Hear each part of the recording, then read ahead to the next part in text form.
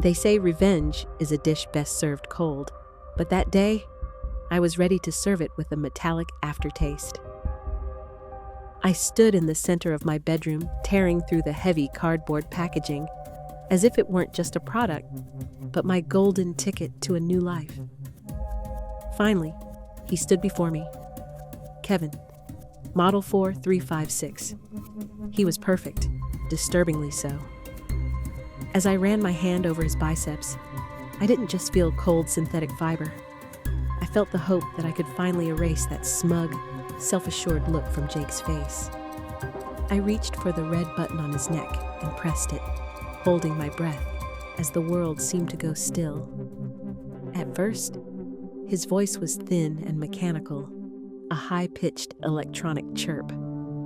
But with one command, I adjusted his frequency until he sounded exactly like the man of my dreams, deep, resonant, and confident. I wanted to test him. I needed to know if this machine could handle the fire burning inside me. I let my robe slip from my shoulders, standing before him in nothing but a thin slip. I leaned in close, catching my reflection in his hollow, lifeless eyes. He merely remarked, with clinical detachment, that the room was not warm enough for me to be undressed. It was a bitter irony. A piece of hardware cared more about my temperature than the man who had broken my heart. I snapped a provocative selfie just an inch from his cheek and posted it instantly. The bait was set. Grace, my best friend who had stolen my Jake, called within seconds. "Yes, Grace, this is my new boyfriend," I lied, checking my watch as I felt the trap snap shut. "We were going to dinner." Kevin didn't understand the objective. Robots don't comprehend the nuances of spite. I tried to explain that he had to be rich, deeply in love, and absolutely flawless. Everything Jake had failed to be. I wanted Grace to ache with envy, and Jake to realize exactly what he had thrown away. "Just do as I say!" I snapped, the anger rising in my throat as I looked at his unmoving face. The moment we crossed the threshold of their home, I felt a surge of triumph. I pulled Kevin's arm around my waist, forcing an intimacy that felt like ice against my skin. When I introduced him as my beloved Kevin, I watched their faces fall. But Kevin was too logical for his own good.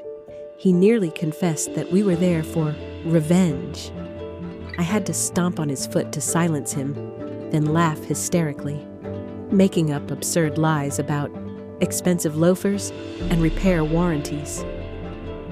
Grace watched him like a hawk, her suspicion growing, but I didn't give her a second to breathe. At the table, Jake tried to play the alpha. "So, what do you do for a living?" he asked, leaning back with a judgmental squint. Kevin's response, "I am a very wealthy person," nearly made me choke on my wine. I quickly interjected, reinventing him as a bank director. I watched Jake's jaw tighten with jealousy, and it was the sweetest thing I had tasted in years. But then Grace played her ace. She flashed her hand, showing off a diamond ring. Jake had proposed. The air in the room became stifling. I faked a smell of smoke, claiming the oven was burning, just to chase them into the kitchen and get a moment alone with my machine. I was desperate. I fumbled in my purse, pulled out a ring, and thrust it into Kevin's hand. "When they come back, you get on one knee. You ask me to marry you," I hissed. Kevin argued.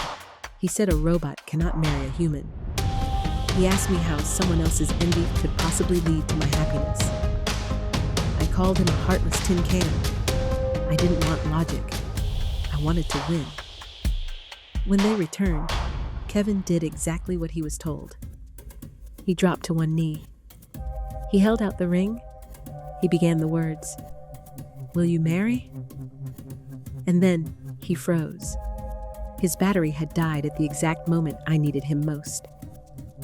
I tried to salvage the wreckage, kissing his cold, unmoving lips and shouting, "Yes," to the empty air.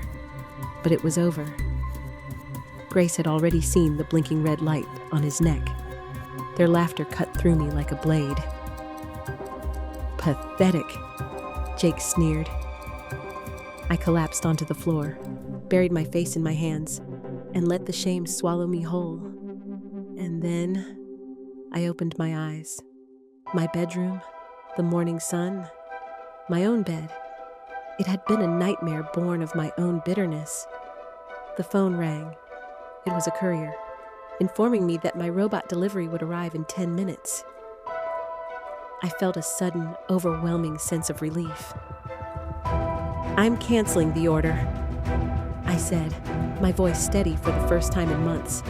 A heartless tin can wasn't going to bring me happiness. I looked out the window, and a new idea took root.